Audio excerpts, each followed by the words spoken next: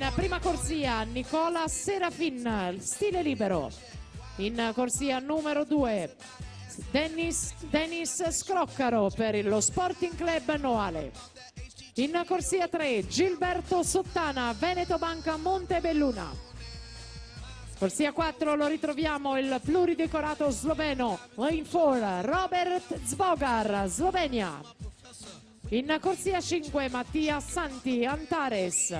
Corsia 6 Paolo Fava, Idros. In 7 Nicolas Marcon, Veneto Banca Montebelluna.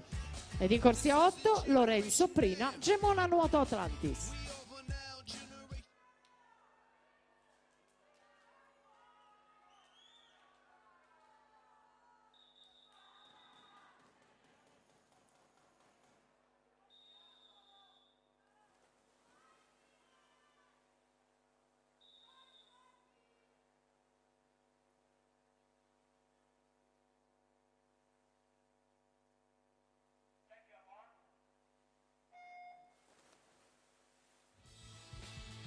Al termine di questa gara avremo anche la classifica di società aggiornata al termine del dorso.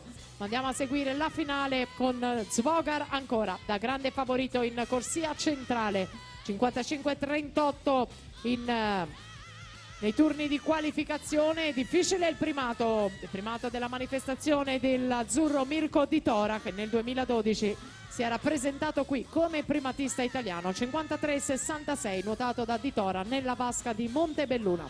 26-02 Zbogar comunque ci prova, Mattia Santi 27-46, Gilberto Sottana in terza posizione a metà gara 27-83.